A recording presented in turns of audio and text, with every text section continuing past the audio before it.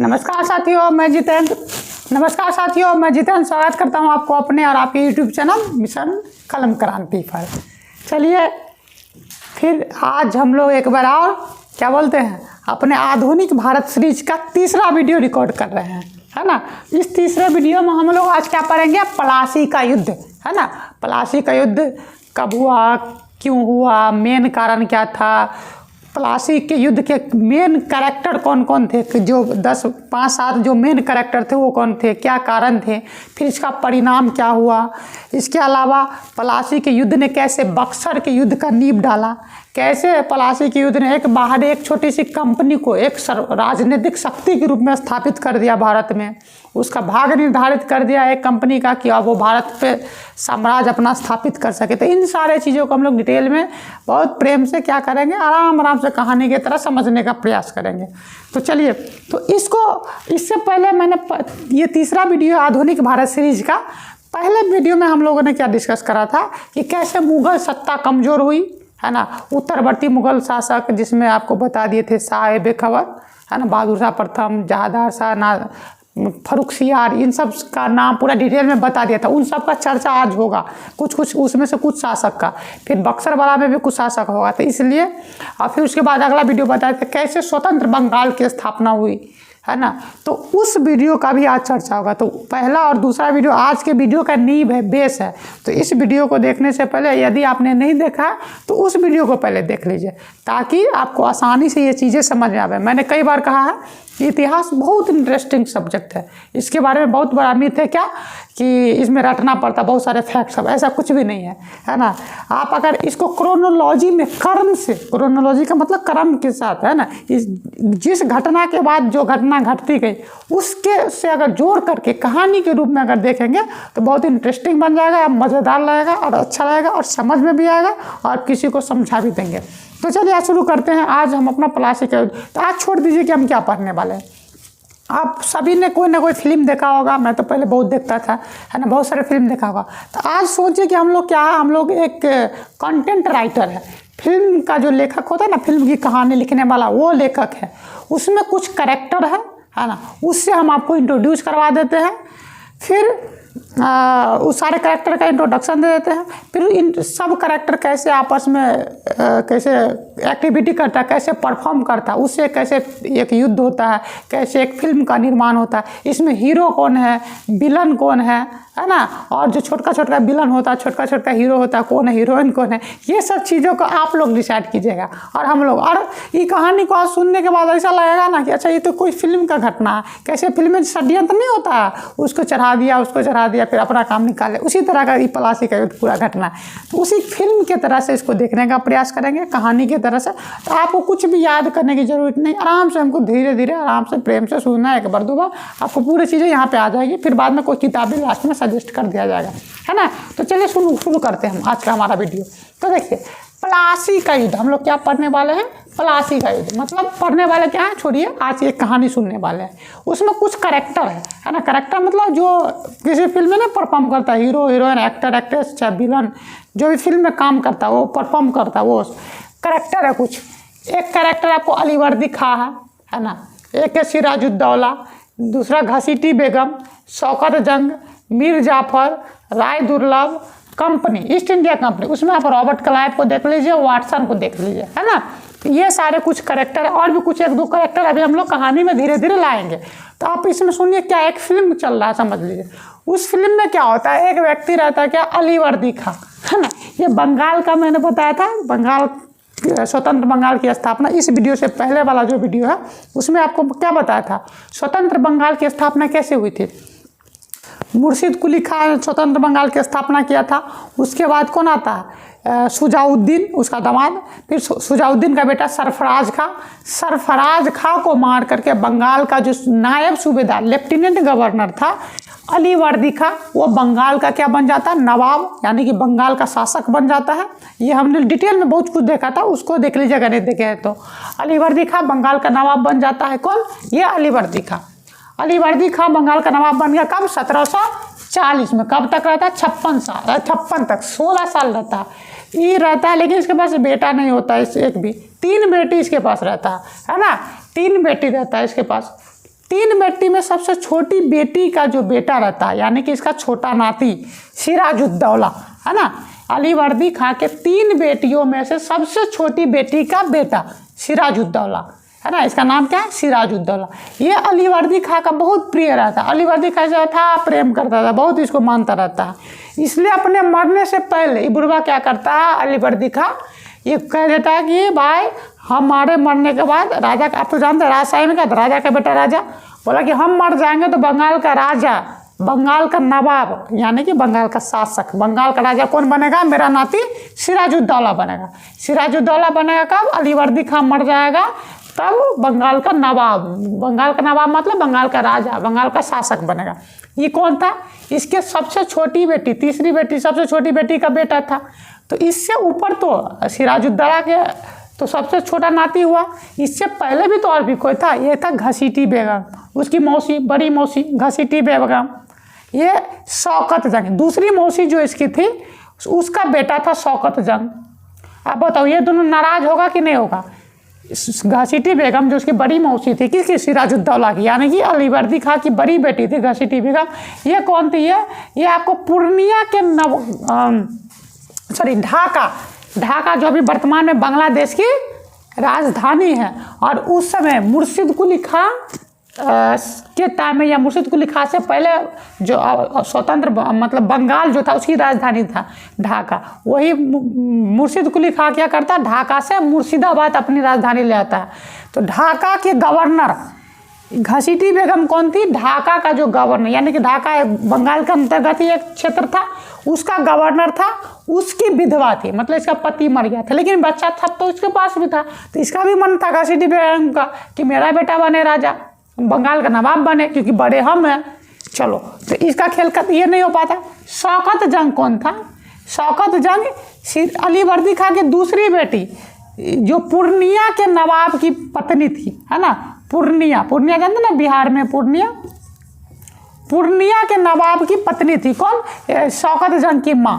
यानी कि शौकत जंग कौन हुआ, पूर्णिया के गवर्नर का बेटा। पूर्णिया भी बंगाल के अंतर्गत एक क्षेत्र, अभी बिहार में एक जिला है पूर्णिया, ठीक है। तो शौकत जंग वहाँ का था। इसका भी मन था कि सिराजुद्दौला से बड़ा हम है, हमको गवर्नर, हमको नवाब, बंगाल के नवाब बताइए, नाना चट्टा क्या कर दिया, हमको बनेबे नहीं किया ना गवर्नर। तो आप बताओ, ये दोनों खुश होगा, खूब बहुत खुश होगा कि वाह वेरी गुड, इसको बना दिया सिराजुद्दौला का नवाब। नहीं, गलत। घसीटी बेगम और शौकत जंग दोनों क्या होगा, एकदम नाराज रहेगा, एकदम अंदर से मौका की तलाश में रहेगा कि कखनी इसको निपटा दे सिराजुद्दौला को, कि ताकि हम बन जाए नवाब। शौकत जंग हम चाहता है कि हम बन जाए और घसीटी बेगम चाहते थे कि हमारा बच्चा बन जाए।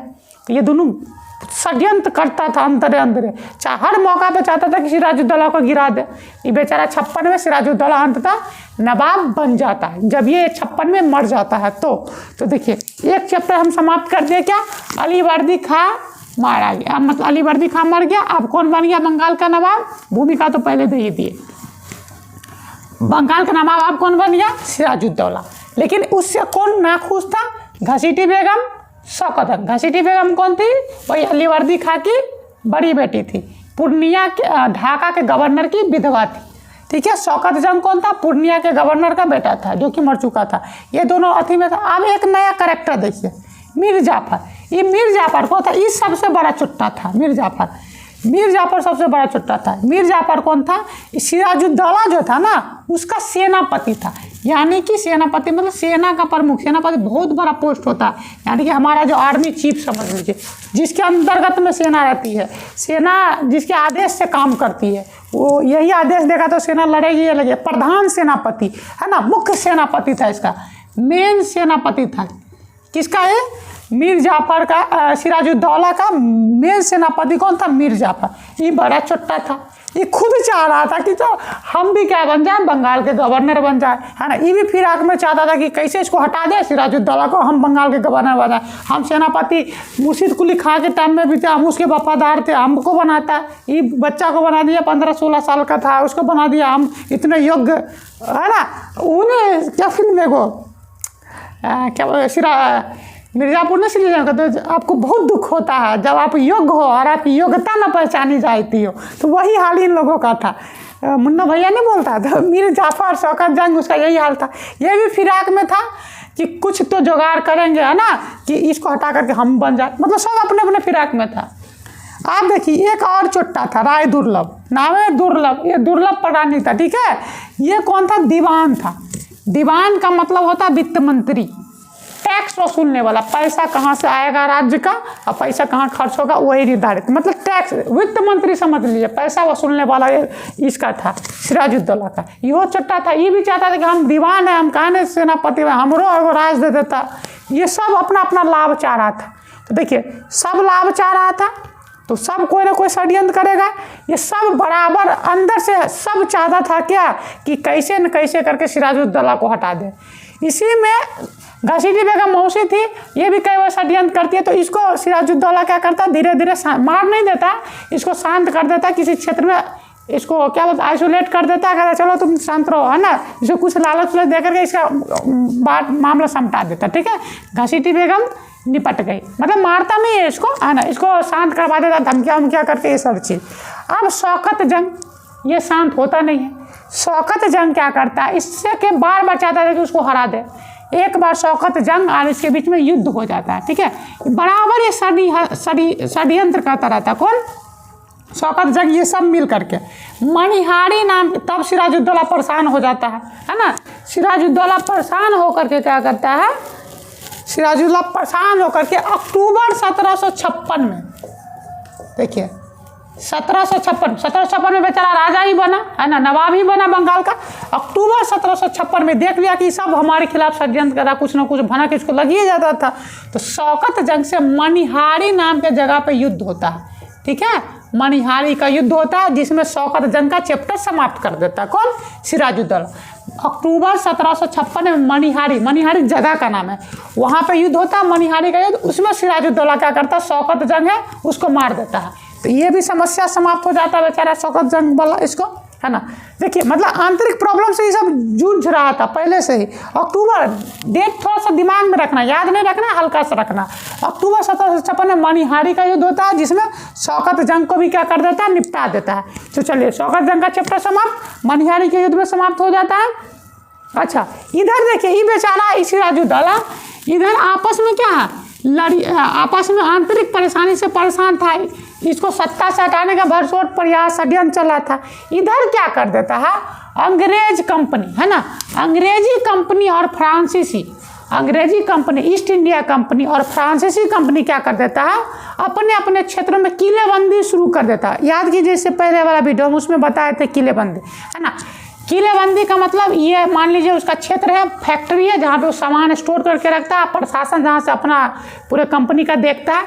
ये फैक्ट्री है, इसके चारों साइड क्या कर दिया, बड़ा बड़ा दीवार खड़ा कर दिया, इसके चारों साइड बड़ा बड़ा गड्ढा कर दिया कि ताकि कोई बाहर से सेना लेकर के आवे तो पहले तो गड्ढे नहीं पार कर पाएगा, पानी वाला का पानी से भरा हुआ, सांप से भरा हुआ। याद कीजिए रामायण सीरियल, उसमें जो लंका नरेश का जो कैसे उठा देता रहता है, आगे पानी, उसमें मगरमच्छ सब रहता है, तो उसी तरह का ये आगे किला, बड़का बड़का दीवार, उस पर ऊपर से तोप, इसी तरह से।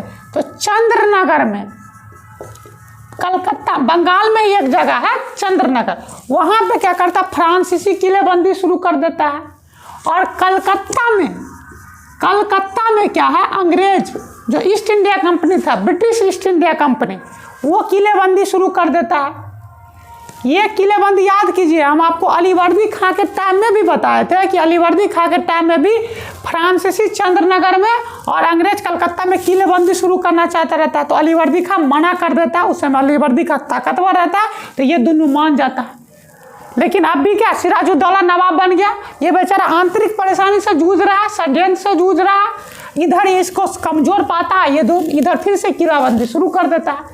किलाबंदी मतलब अपने क्षेत्र को स्ट्रॉन्ग करना, बताइए दिए।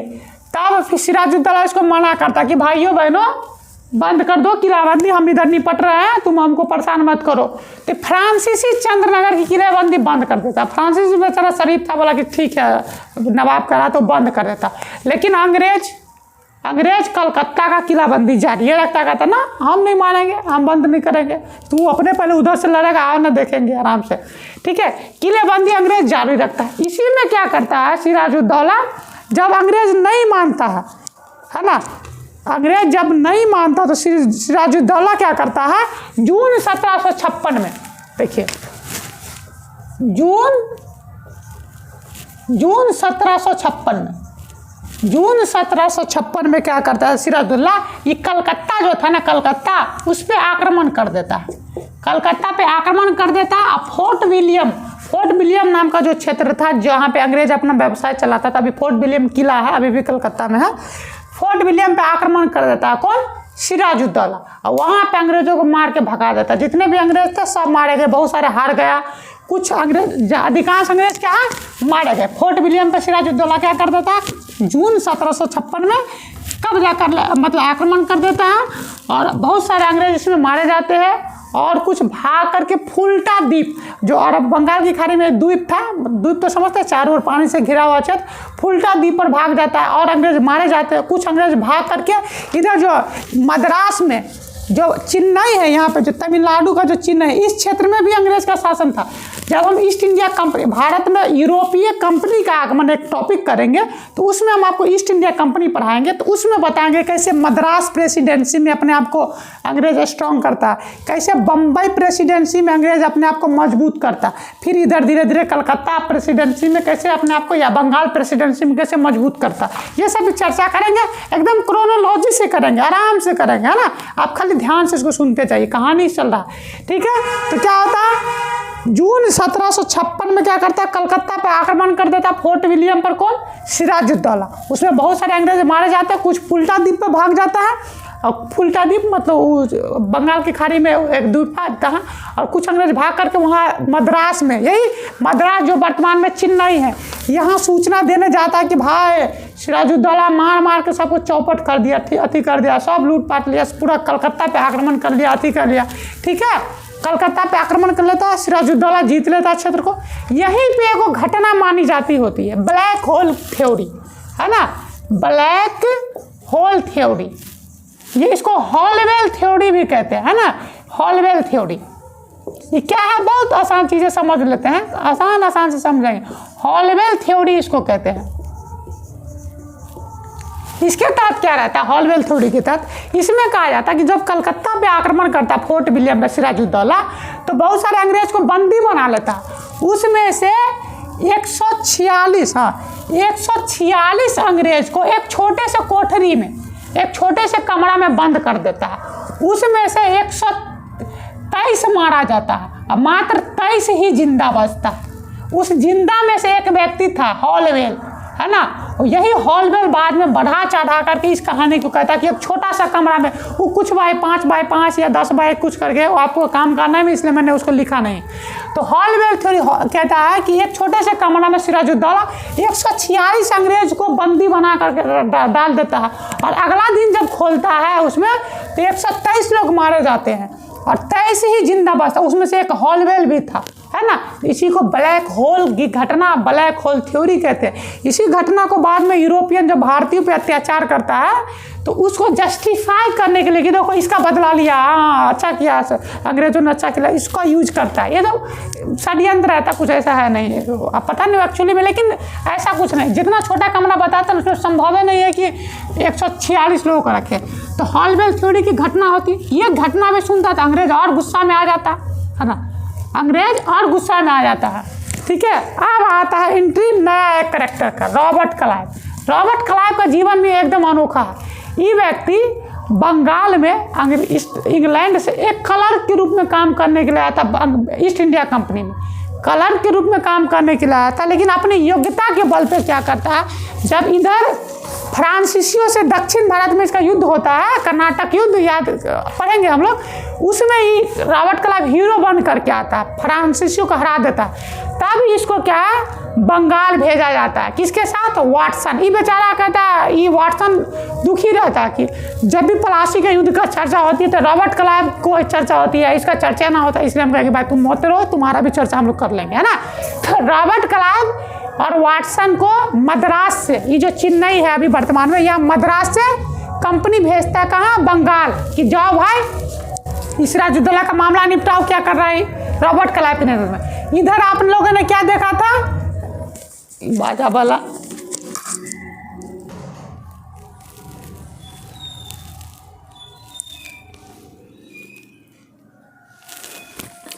हाँ साथियों थोड़ा देर बीच में बाजा आ गया था, उधर बगल से दुरुक दुरुक कर रहा था तो इसलिए बीच में रुकना पड़ा था।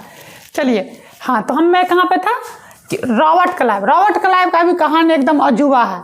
ये कंपनी में एक क्लर्क के रूप में आता है ईस्ट इंडिया कंपनी में इंग्लैंड से काम करने के लिए, और फ्रांसीसियों के खिलाफ बहुत उधम मचाया रहता है। तो उसके लिए इसको और प्रमोशन दे करके इसको फिर बंगाल में सेनापति के रूप में भेजा जाता है कि जाओ सिराजुद्दौला का चैप्टर समाप्त करो। इसका क्या है देखो, बहुत ही डिप्लोमेट व्यक्ति था, बहुत मतलब कूटनीति से चीज़ों को अपने कैसे हैंडल करा जाए, कैसे सबको मिलाया जाए, यह बहुत उसमें बड़ा ताकतवर था, बहुत तेज था। उसी में वाटसन इसके साथ था। वाटसन नौसेनापति था, पानी वाला जो मैटर होता, पानी का सेनापति, पानी में लड़ने वाला वो था। ये दोनों एक साथ आता। अच्छा, इधर जब सिराजुद्दौला कलकत्ता पे आक्रमण किया था, फोर्ट विलियम को डिस्ट्रॉय करके उस पर कब्जा कर लिया था, तो वहाँ पे वो क्या करता है, फोर्ट विलियम जो कलकत्ता था, कलकत्ता का नाम बदल के वो क्या कर देता, अलीनगर, है ना, जीत लिया था। अब वहाँ पे अंग्रेजों को मार करके भगा दिया था, कलकत्ता में अंग्रेजों को मार करके भगा दिया था, ठीक है। अब उसका नाम बदल के क्या कर देता है, अलीनगर। ये इसलिए याद रखना कि अलीनगर की संधि होती है अभी, बस कुछ देर के बाद होगी, ठीक है। अभी चलते हैं अलीनगर, और ये कलकत्ता जो कि अलीनगर कर दिया, उसको अपना एगो दीवान था अमीर चंद, है ना, अमीर चंद नाम था, अमीर चंद ही नाम था ना, कहाँ गया भाई नाम, एक बार चेक कर लेते हैं। अमीर चंद ही नाम था, हाँ मणिक चंद, मणिक चंद एक और करेक्ट है, ठीक है, मणिक चंद।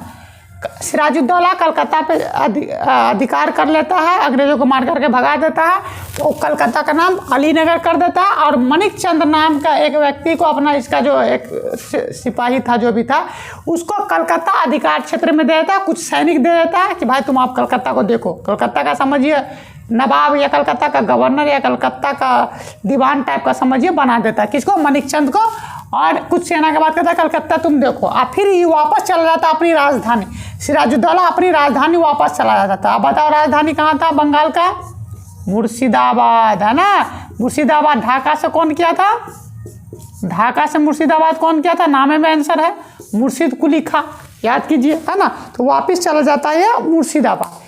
इसी बीच में रॉबर्ट क्लाइव वाटसन ये आता बंगाल, कलकत्ता इससे छीन गया था अंग्रेजों से, अंग्रेज का इसको मद्रास से इसको भेजा जाता है, यहाँ मद्रास वर्तमान में तमिलनाडु, चेन्नई, है ना। अब ये मणिक चंद्र को मिला लेता आता है, और मणिक चंद्र लालची टाइप का व्यक्ति रहता है, इसको क्लाइव क्या करता है, घूस दे करके, क्या यार तुम क्या छोटा मोटा कलकत्ता नवाब के अंदर में रहता है, योग्य तुम योग्य हो, तुम्हारी योग्यता नहीं पहचानी जा रही है, तुम बनो हमारे साथ, तुमको ये देंगे, ये तुम कलकत्ता का आओ से इससे बड़ा क्षेत्र दे देंगे, पैसा देंगे, लालच उलझ देता है इसको मणिक चंद को अपन में मिला लेता है, और अपन बोलता है कि हम दोनों आपस में लड़ाई करेंगे, छोटे का तुम हार जाना जानबूझ करके। रॉबर्ट क्लाइव मणिक चंद पे अटैक करता है, कलकत्ता पे अटैक करता है, मणिक चंद झुट्टे का दिखावा का युद्ध करता है और हार जाता है। आपको पता है जब ये हार होता है तो संधि होता है, संधि मतलब समझौता होता है। तो जब ये आपको क्या है, कलकत्ता पे जनवरी 1757 में, ठीक है, क्लाइव क्या करता है, जनवरी 1757 में क्लाइव कलकत्ता पे युद्ध करता है, और फिर से कलकत्ता को अपने अंदर कर लेता है, कौन, रॉबर्ट क्लाइव। फिर से का मतलब क्या, यानी कि सिराजुद्दौला अंग्रेजों से कलकत्ता छीन लिया था अभी कुछ देर पहले, और मणिक चंद को अपना सौंप करके बेचारा चल गया था, है ना। अब ये रॉबर्ट क्लाइव क्या करता है, इसको घूस दे करके मिला लेता है, और झुट्टे का नाटक का युद्ध लड़ता है, और कलकत्ता जिसका नाम अलीनगर कर दिया था सिराजुद्दौला ने, उस पर फिर से जनवरी 1757 में क्या कर लिया, रॉबर्ट क्लाइव अधिकार कर लेता है। समझ में आ गया बात, इतना पुनः अधिकार कर लिया, यानी कि मणिकचंद हार गया। मणिकचंद हार गया मतलब बंगाल का जो नवाब है उसका एक सेनापति हार गया, मतलब बंगाल का नवाब हार गया एक हिसाब से देखा जाए तो। पूरा युद्ध नहीं हारा, वो नहीं था, कुछ सेना इसका था, वो भी ढंग से लड़ा था इस चट्टा की वजह से। मणिकचंद ये भी चट्टा था इसके वजह से। आप बताओ जनवरी 1757 में क्या रॉबर्ट क्लाइव इसको मणिकचंद को हराया। अब युद्ध हुआ, हारा, तो उसके बाद क्या होगा, समझौता भी होगा, संधि भी होगा, ठीक है। तो अब देखिए जनवरी 1757 में क्या होता है, कलकत्ता को रॉबर्ट क्लाइव फिर से अपने अंदर में रख लेता। फिर आ जाता फरवरी 1757। फरवरी 1757 में क्या करता है रॉबर्ट क्लाइव, आपको अलीनगर की संधि करता है। अलीनगर वही कलकत्ता जिसका नाम अलीनगर की संधि होता। अलीनगर की संधि ये याद पूछा जाता है एग्जामों में, उसे मैं फैक्ट बताऊंगा बाद में। अलीनगर की संधि करता कौन, रॉबर्ट क्लाइव। किससे करेगा, हारा कौन, बंगाल का नवाब का एक सेनापति सिराजुद्दौला। तो सिराजुद्दौला और रॉबर्ट क्लाइव यानी कि कंपनी के बीच में अलीनगर की संधि होती है। कब, 1757 में होती है। इसमें क्या क्या माना जाता है, पहली बात क्या बोलते हैं, रॉबर्ट क्लाइव कहता है कि भाई पता युद्ध का मेन कारण क्या था, किलाबंदी। तुम किलाबंदी हम कर रहे थे, हमको करने नहीं दिया ना, चलो पहला ही शर्त क्या है कि किलेबंदी करेगा। ईस्ट इंडिया कंपनी कलकत्ता में किलेबंदी कर सकती है, पुनः अधिकार तो कर ही लिया था। तो अब बोला कि पहला शर्त क्या था अलीनगर की संधि का, कि ईस्ट इंडिया कंपनी अब कलकत्ता में यानी कि फोर्ट विलियम में फिर से किलेबंदी कर सकते, ये ठीक। दूसरा, सिक्का ढालने का भी अनुमति दे दिया कि अब ईस्ट इंडिया कंपनी अपना सिक्का भी कलकत्ता वाला क्षेत्र में जो भी उसका क्षेत्र है वहाँ पे अपना सिक्का चला सकता है। सिक्का मतलब अपना करेंसी, जैसे भारत का रुपया है ना उसी तरह से चला सकती है। इतना ही नहीं, तीसरा शर्त क्या था कि युद्ध में जो हमारा क्षति हुआ, जो रॉबर्ट क्लाइव करा, ईस्ट इंडिया कंपनी करे, जो युद्ध में मेरा क्षति हुआ, क्षति मतलब नुकसान हुआ है, वो तुम हमारा भरपाई करोगे। बोलता कि ठीक है जी हजूर कर देंगे। इसके अलावा बोला कि दोनों पक्ष, सिराजुद्दौला को बोला कि तुम भी हम पे अटैक नहीं करना, हम भी तुम पे अटैक नहीं करेंगे, दोनों आदमी शांति से मिलजुल करके अपना रहेंगे। तो ये बात हो जाती है। बोलता है, ये भी बोलता है कि चलो ठीक है मान लिया जाए। तो अलीनगर की संधि में ये बात भी हो गई है ना। कब, फरवरी 1757 में। क्रोनोलॉजी को समझते चलिए, बस ज़्यादा कुछ नहीं, आराम से लास्ट तक आपको सारा कुछ समझ में आ जाएगा। हम ध्यान में, तो ये समझ में आ गया अलीनगर की संधि, किलेबंदी को लेकर के ही कलकत्ता पे युद्ध हुआ और उसमें ही क्या कर लेता है, उसको अपने अंतर्गत कर लेता है, किलेबंदी की भी अनुमति ले लेता है, सिक्का ढालने के भी, है ना, अन्य सारा और भी कई सारी चीज़ें ले लेती है। तो जो मेन 2-3 पॉइंट था वो मैं इसमें बताया, ठीक है। अब चलिए देखिए, ठीक है, रॉबर्ट क्लाइव वाला चैप्टर अभी इस पर ले लिया। अब क्या कर लेता है, देखिए ईस्ट इंडिया कंपनी का, फ्रेंच ईस्ट इंडिया कंपनी यानी कि इंग्लैंड का फ्रांस में हमेशा से एक दूसरे का कट्टर दुश्मन रहा। सप्तवर्षीय युद्ध इसी बीच में होता है, आपको बता देंगे बीच में आएगा कभी। तो इंग्लैंड में और फ्रांस दोनों एक दूसरे का कट्टर दुश्मन, जैसे अभी पाकिस्तान इंडिया हम लोग को दिखता है ना, उससे भी ज़्यादा कट्टर टाइप का था। दोनों अपना अपना अलग अलग क्षेत्र बचता था। तो यूरोप में जैसे जैसे वो लोग लड़ता था तो यहाँ भी वो लोग लड़ने लगता था। तो मेन प्रतिद्वंदी, मेन कंपिटिटर कौन था ईस्ट इंडिया कंपनी का, फ्रांसीसी company, French east India company, जो भी वो भी कलकत्ता में चंद्रनगर वाला जो क्षेत्र था बंगाल में, उधर कलकत्ता के आसपास में ही चंद्रनगर। मैप में तो अभी तो पॉसिबल नहीं है, व्हाइट बोर्ड में, डिजिटल बोर्ड भविष्य में होगा तो उसमें दिखा देंगे, है ना। तो क्या होता है, क्या बोलते हैं, हाँ, कलकत्ता से ही के आसपास में चंद्रनगर का आसपास था, वहाँ पे फ्रेंच ईस्ट इंडिया कंपनी भी अपना व्यापार कर रही थी, फ्रांसीसी ईस्ट इंडिया कंपनी भी अपना व्यापार कर रही थी। और दोनों में एक दूसरे का कट्टर दुश्मन। अभी अलीनगर की समझौता क्या हुआ कि भाई मिलजुल कर रहना, कोई युद्ध नहीं होगा। अब बंगाल का नवाब कौन था, सिराजुद्दौला, उसी बंगाल में ही चंद्रनगर है, कलकत्ता भी उसी बंगाल में है ना। तो अब क्या करता है, मार्च 1757 में ये रॉबर्ट क्लाइव क्या करता है, मार्च 1757 में क्या करता है, चंद्रनगर जो कि फ्रांसीसियों का बस्ती था, फ्रांसीसियों का फैक्ट्री था, इस पे अटैक कर देता है ना। इस पे क्या था, फ्रांसीसी का बस्ती था चंद्रनगर, इस पे क्या कर देता है ये रॉबर्ट क्लाइव यानी कि ईस्ट इंडिया कंपनी, इस पे अटैक कर देता है मार्च 1757 में। आप रॉबर्ट सिराजुद्दौला कहता है संधि का उल्लंघन है, ठीक नहीं बात है, आप बोले शांति से रहना है, अपने अशांति फैला रहे हो, हमारे क्षेत्र में मारधार कर रहे हो। ये सिराजुद्दौला चाहता तो इसको सपोर्ट करने के लिए आता, लेकिन ये पहले अपने में उलझा हुआ था। अपने समस्या है। इसको अपना नाना का बात याद था, क्या इसका नाना क्या कहा था कि यूरोपियन क्या है, उस मधुमक्खी के छत्ते के तरह है, जिसको नहीं छेड़ोगे तो शहद देगा, हनी देगा, छेड़ोगे तो काट काट करके मार डालेगा। यो बात इसको याद आ रहा था। तो फ्रांसीसी को हेल्प करने नहीं आता बेचारा, आता तो फ्रांसीसी हमेशा से भारतीय शासक का क्या रहा, सपोर्टर, क्योंकि दुश्मन का दुश्मन दोस्त होता है। तो ईस्ट इंडिया कंपनी मार्च 1757 में चंद्रनगर फ्रांसीसियों से छीन लेता है, उस पर अटैक कर देता है मार्च 1757 में। अब सिराजुद्दौला को गुस्सा इस पे तो आता रहता है, लेकिन सिराजुद्दौला बेचारा पहले कमजोर हो चुका है, तो ये क्या करेगा। देखिए मार्च 1757, अभी जून आने ही वाला है, जून 1757 में युद्ध होता है प्लासी का, इधर हो गया।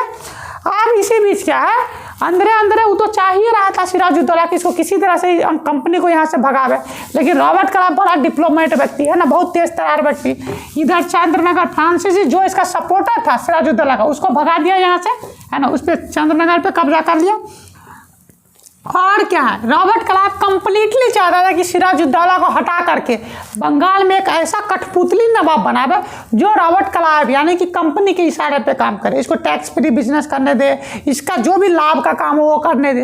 ये सिराजुद्दौला को हटाना चाहता था। सिराजुद्दौला इसको टैक्स फ्री व्यापार या इसको इसके दौरान वादा था।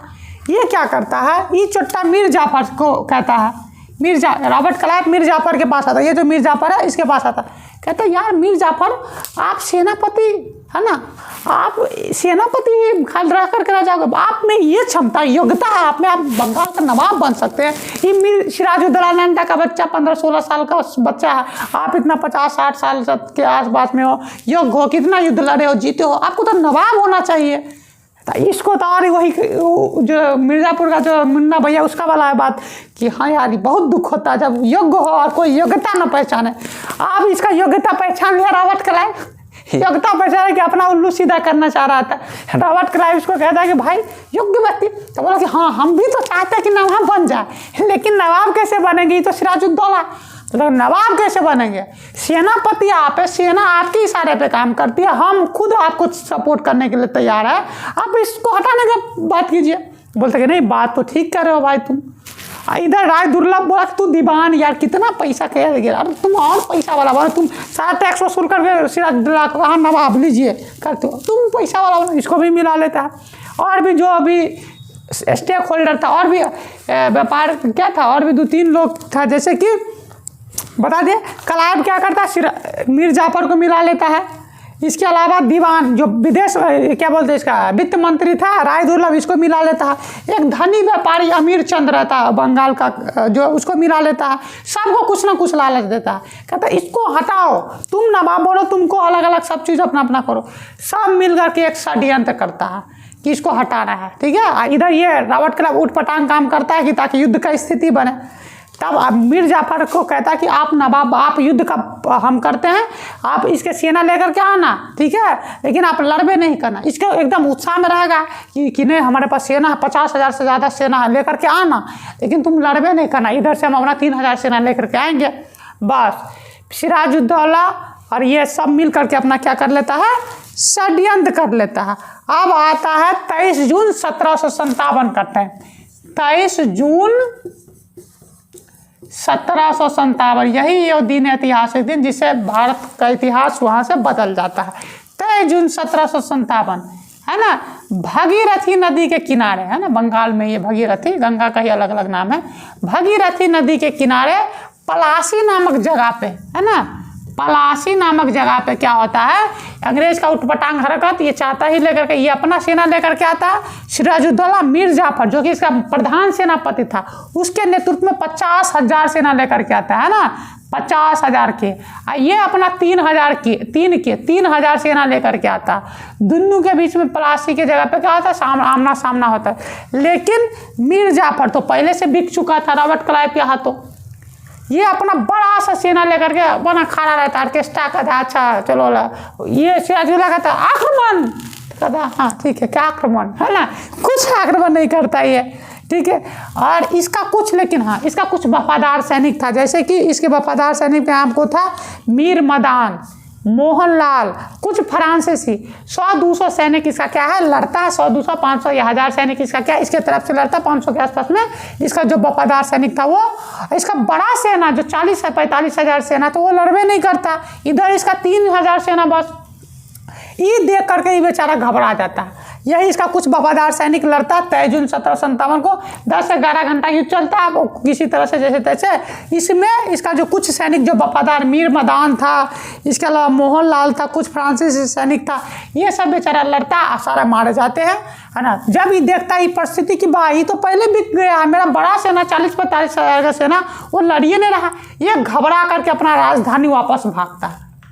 अच्छा, तो भागता है अपनी राजधानी का मुर्शिदाबाद। तो इसी के साथ क्या होता है 23 जून 1757 में पलासी का युद्ध होता है। पलासी का युद्ध जिसमें क्या ना ये भाग गया, सिराजुद्दौला भाग गया, इसका 400-500 सैनिक लड़ा, बेचारा मारा गया। इसी के साथ रॉबर्ट क्लाइव यानी कि ईस्ट इंडिया कंपनी पलासी का युद्ध जीत जाता है। यहीं से भारत में एक नई शुरुआत होती है। आगे पढ़ेंगे परिणाम क्या होता है, पढ़ेंगे। तो देखिए 23 जून 1757 को सिराजुद्दौला का कुछ वफादार सैनिक और अंग्रेज का 3000 सैनिक के बीच में युद्ध होता है, छोटा सा, है ना। और उसी में ये क्या अंग्रेज जीत जाते हैं पलासी के युद्ध में, उसे ही क्या कहते हैं हम लोग पलासी का युद्ध। ये छोटा मीर जाफर गद्दार, ये बेचारा लड़बे नहीं करता इसके तरफ से, है ना, अपना बड़ा सा सेना लेकर के। इसी के साथ रॉबर्ट क्लाइव बंगाल में जीत जाता है। अब सिराजुद्दौला का क्या होता है, सिराजुद्दौला ये सब देखता है तो घबरा करके भागता है अपने राजधानी का मुर्शिदाबाद भागता है। अब क्या करे, वही मुर्शिदाबाद भागता है। तो इसी का मीर जाफर का बेटा मीरन, है ना, मीर जाफर का बेटा क्या है मीरन। मीर जाफर का बेटा कौन आता है मीरन। क्या करता है, एक अपना व्यक्ति क्या थे मोहम्मद बेग, क्या नाम था मोहम्मद बेग के हाथों सिराजुद्दौला की हत्या करवा देता है। देखिए मीर जाफर का बेटा मीरन मोहम्मद बेग नाम के एक सैनिक के हाथ सिराजुद्दौला की क्या करवा देता है हत्या करवा देता है। बेचारा भाग करके जाता रहता है, इसकी मीरन क्या करता है पीछा करके सिराजुद्दौला को मार देता है। तो यहाँ से बंगाल का एक नवाब बेचारा 1756 में बना ही 1757 में इसको मार देता है। किसको सिराजुद्दौला को। तो यहाँ से क्या देखते हैं आप, बंगाल का एक नवाब मारा जाता है और एक नया नवाब। अब सिराजुद्दौला बंगाल का नवाब मार ही गया, तो आप ये तो समझ में आ गया पलासी का युद्ध क्या हुआ। अब इसका परिणाम क्या होता, पलासी का युद्ध जो है इसका परिणाम क्या होता है, इसको जानने से पहले देखिए ये देखे अंग्रेज के बीच में और सिराजुद्दौला के बीच में आपने देखा कि कन्फ्लिक्ट था, बार बार इन लोगों के बीच में बन नहीं रहा था, है ना। अंग्रेज और सिराजुद्दौला के बीच में बार बार मुठभेड़ जो हो रही थी, तो सिर्फ किलेबंदी का कारण, किलाबंदी तो एक छोटा सा कारण था, है ना। वाटसन बेचारा का भी चर्चा कर दिए, किलाबंदी तो एक छोटा सा कारण था, लेकिन मेन कारण युद्ध का जो था वो बेचारा वो भी छोटा उत्तरवर्ती मुगल शासक फर्रुखसियर था। हम आपको फर्रुखसियर के बारे में बताए थे ना, घृणित कायर उसको कहा जाता, उत्तरवर्ती मुगल शासक। आधुनिक भारत के वीडियो नंबर 2 जा करके देखिए, है ना, उसमें। ये तो वीडियो नंबर 3 हो गया। आप देखिए मेन कारण क्या था इस युद्ध का। अच्छा, मेन कारण क्या था इस युद्ध का, मुख्य कारण 1717 ईस्वी में क्या करता है फर्रुखसियर वही उत्तरवर्ती मुगल शासक, है ना,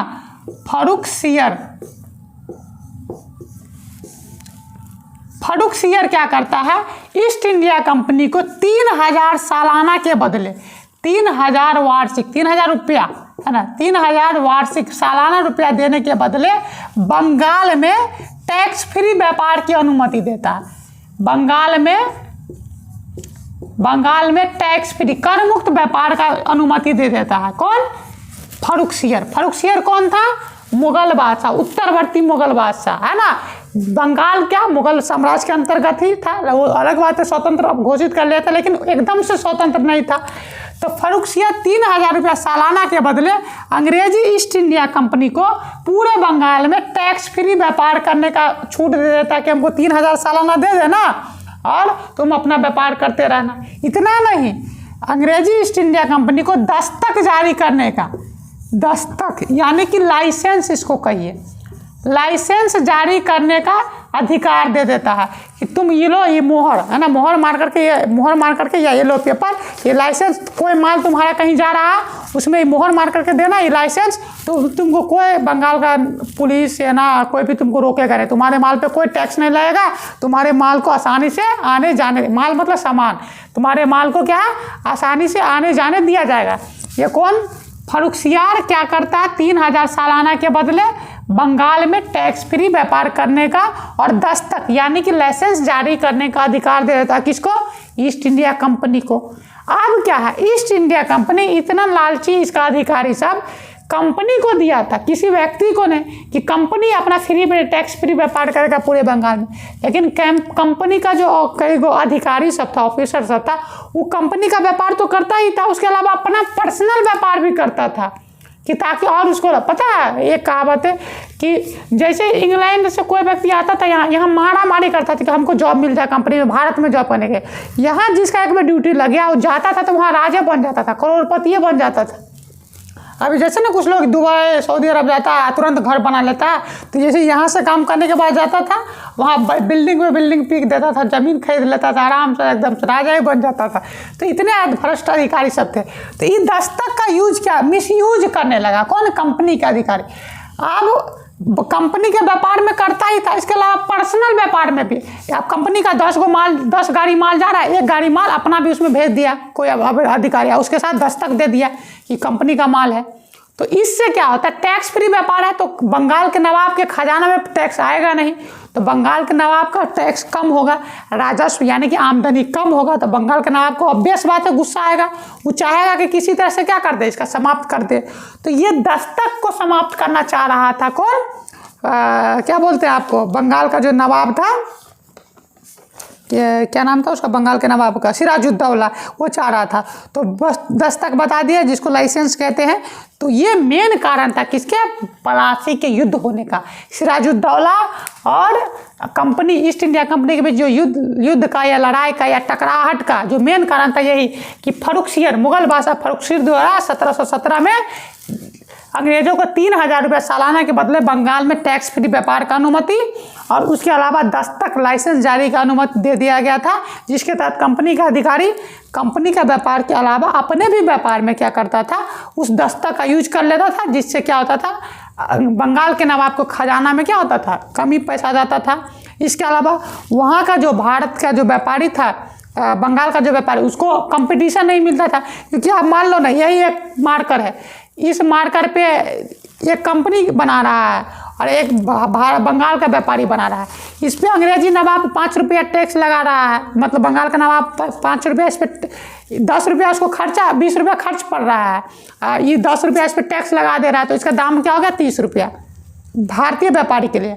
और अंग्रेज कंपनी बना रहे उसको भी 20 रुपया खर्च पड़ रहा है, लेकिन टैक्स 10 रुपया नहीं पड़ रहा है, तो 20 रुपया उसको कीमत पड़ा, तो उसको 25 रुपये में बेचेगा तो उसको लाभ होगा, और वो 35 में कम से कम बेचेगा तब लाभ होगा, तो उसका माल अपने आप नहीं बिकेगा, कंपनी का माल ज़्यादा बिकने लगा, और कंपनी का ज़्यादा बिक रहा है उसका बिक नहीं रहा, तो एक तो वहाँ बंगाल का व्यापारी मारा गया, उसका लाभ नहीं हो रहा, और उसको लाभ होगा तभी है ना कि नवाब को टैक्स देगा, तो वहाँ से भी उसको टैक्स नहीं जा रहा है और कंपनी टैक्स दे ही नहीं रही है।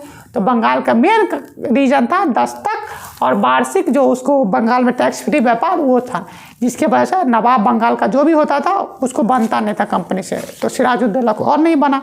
तो इसी के साथ जो सारा युद्ध हुआ उसका मेन कारण ये था। अब पलासी का युद्ध हो गया, उसका परिणाम क्या होता, बहुत दूरगामी परिणाम होता है इस पलासी के युद्ध का।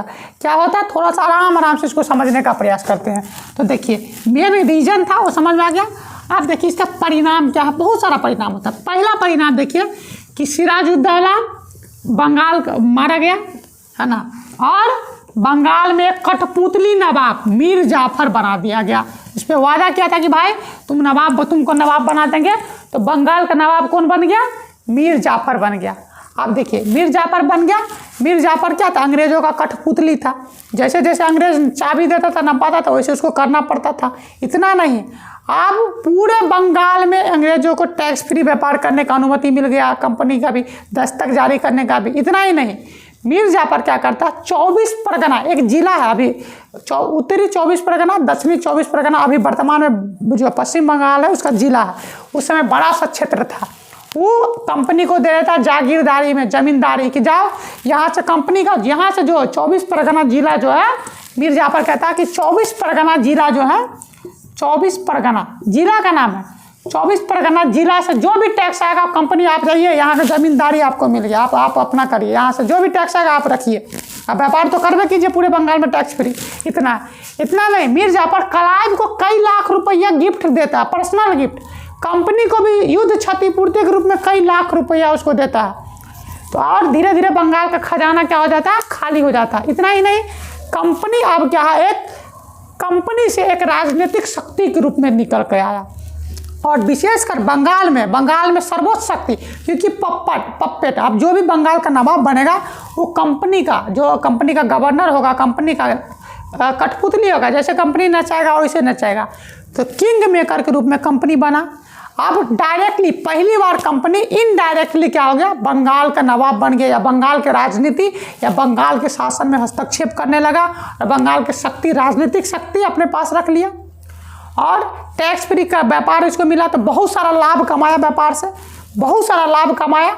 तो उस लाभ का काम यूज क्या किया, अपने सेना को मजबूत किया, उसी सेना के मजबूती के बल पे धीरे धीरे पूरे भारत पे अंग्रेजी क्या कर लेती है, कब्जा कर लेते। फिर बाद में हम बताएंगे कि बक्सर का नींव, इसी पलासी का युद्ध भी क्या करता है, बक्सर का युद्ध जो 1764 होता है उसका नींव भी पलासी के युद्ध में पड़ जाता है।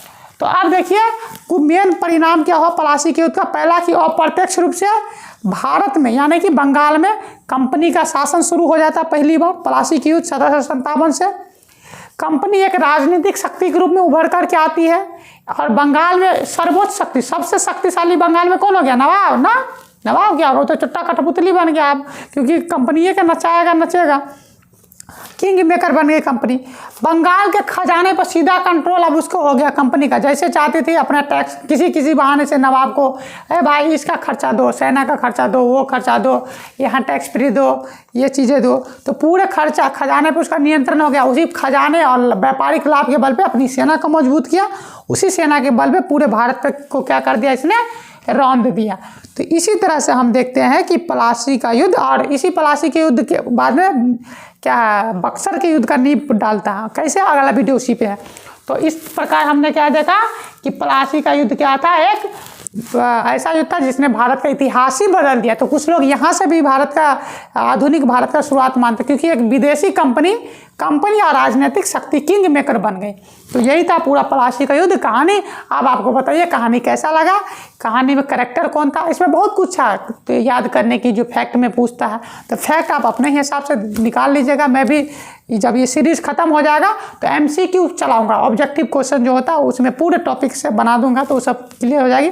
तो वीडियो कैसा लगा आप कमेंट करके बता सकते हैं, और अच्छा लगा तो और लगता है कि इंटरेस्टिंग है कहानी, इंटरेस्टिंग की तरह से इतिहास को समझना, और भी आपके कोई साथी समझना चाहते हैं तो उसको भी वीडियो शेयर कर सकते हैं। तो यही था इसमें। हाँ, एक चीज़ और जोड़ना रह गया कि पलासी का युद्ध आपने क्या देखा, युद्ध नहीं था, एक प्रकार का षड्यंत्र था, डिप्लोमेसी था, कूटनीति था, जिसमें क्लाइव ने क्या महत्वपूर्ण भूमिका निभाई थी। क्लाइव क्या करता है, अपना कूटनीति षड्यंत्र, अगर डायरेक्ट युद्ध होता था इधर 50,000 सैनिक सिराजुद्दौला का, इधर इसका 3,000-2,000 सैनिक, कैसे जीत पाता। लेकिन षड्यंत्र के बल पे क्या करता है, अंग्रेजी शक्ति या अंग्रेजी कंपनी जीत जाती है। तो पलासी का युद्ध ना होकर के एक षड्यंत्र था। तो यही पूरा पलासी का युद्ध था। आप बताओ इसमें हीरो कौन है, विलन कौन है, हीरोइन कौन है, इसमें तो एक को आई थी चर्चा है ना। और कंक्लूजन क्या है, तो कंक्लूजन ये है कि आपस में लड़ाई चुट्टा सब पूरा भारत को बेच दिया। तो यही सारा कहानी था। आपको कैसा लगा बताइए। तो चलिए आज के लिए इतना ही। अगला वीडियो हम लोग करेंगे बक्सर का युद्ध, क्योंकि इससे जुड़ा हुआ था। मैं एक चीज़ और क्रोनोलॉजी में देखिए, एक एक करके देखिए ताकि आपको अच्छे से समझ में आए। तो पूरा डेप्थ में था, मेरा तो काम ही मैं डेप्थ में बताऊंगा, आपको समझ में अच्छा से आएगा, चीज़ें समझ में आएगी। तो बहुत बहुत धन्यवाद।